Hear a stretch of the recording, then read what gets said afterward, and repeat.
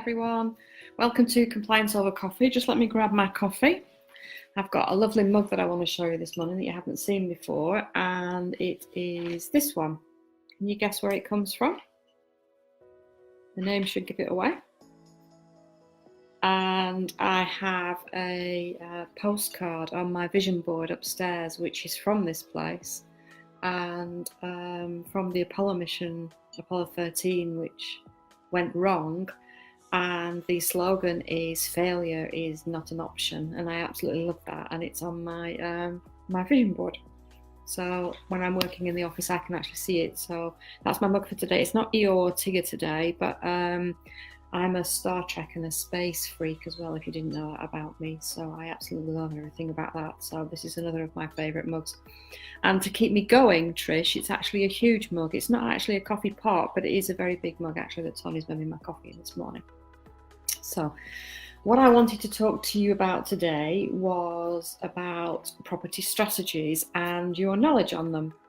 And the reason that I want to cover that is because a lot of the complaints and the help that I give to investors around things that have gone wrong with relationships with sources, deals, the whole scenario of how they've worked and how the deal turned out, is the fact that I'll cut sources some slack here and say that they were innocent and they didn't know. But I do suspect that at least some of them out there know only too well, but sell the deals anyway. But the problem is that the deal, when it's handed over to the investor, and quite often they purchase it or they pay a reservation fee and then can't get it back, doesn't stand up to this strategy that it's supposed to. And over the years, I've been on quite a few courses, and Tony's joined me on a few as well, because we always believed that the way that we work sourcing to order, which I know that not everybody does, we needed to have at least a basic understanding of strategies that investors may come to us and ask us to source for them for.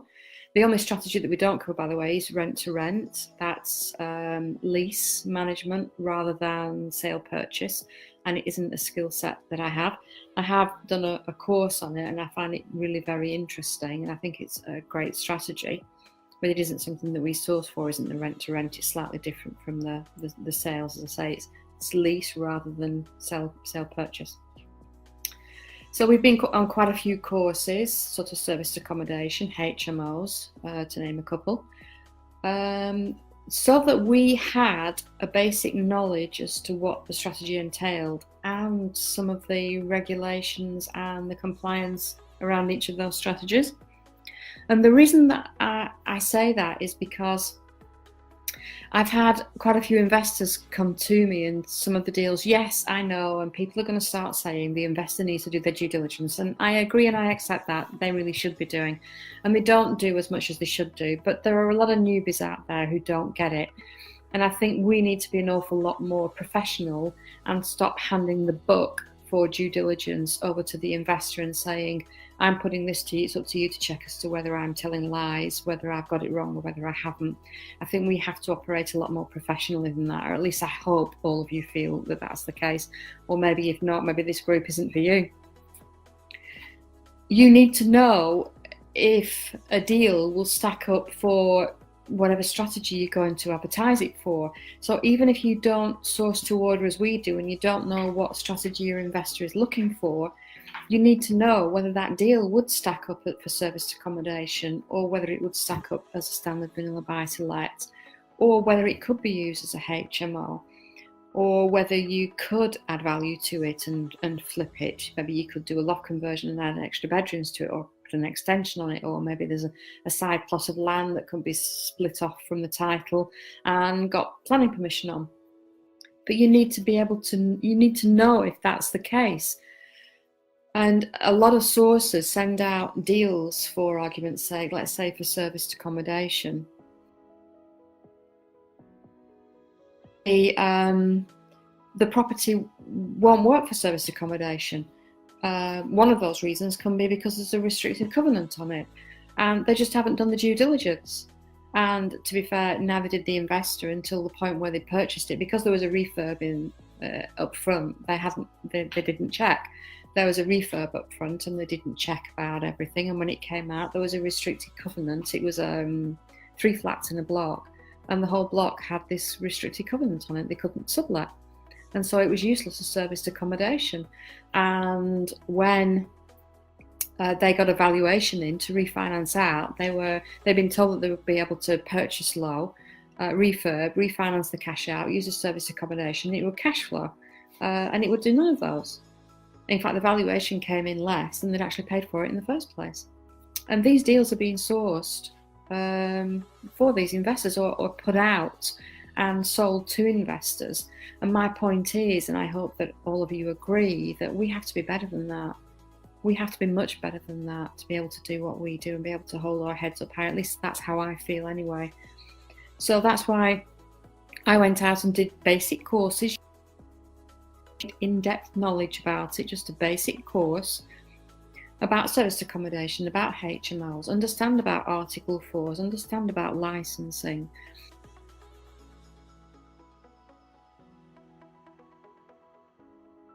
To be done, what upgrades have to be done to be able to fulfill the licensing requirements for HMOs. All of those basics, and then if you have a little bit of a basic knowledge about it, you know if something is suitable for or is not, and you don't go selling deals that aren't suitable for the strategy that you say they are. It's no good saying that something is a great buy to let, which you shouldn't be doing anyway. It's no good saying that this will buy to let out at X amount of pounds per month when there's no demand in the area, or the demand is the supply of properties outweighs by far the demand for rentals. You have to know how to get all of this information and put it together. So that's what I wanted to talk to you about this morning. And I forgot to say at the beginning of the morning, and I wanted to just pan around and show you a little bit. We have some frost here in the northwest this morning, and I don't know if you'll be able to see. Can you see out on the grass there on the lawn? We have a little bit of frost, but it's beautiful blue skies here, which is lovely. And I'm off to the hairdressers later on this morning for 2 hours of having my hair done and no work, and a lovely head massage, and just some quiet, peaceful time to myself. And Tony's chuckling the other side of me here on the sofa over the way. I won't pan around and show him. He's chuckling at me. So I hope that's okay, guys.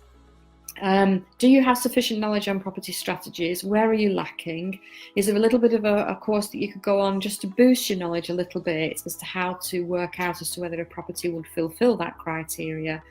And then when either you're sourcing toward and an investor comes to you and says, I'm looking for serviced accommodation, or I'm looking for HMOs, or whatever he's looking for, you know that you've got the knowledge in your head based on your area where you source as to what works and what doesn't.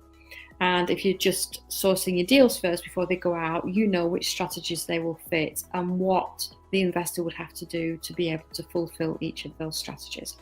So I hope that helps this morning. I'm going to drink my coffee now, which is this huge mug, before I go out. Have a good day, everyone.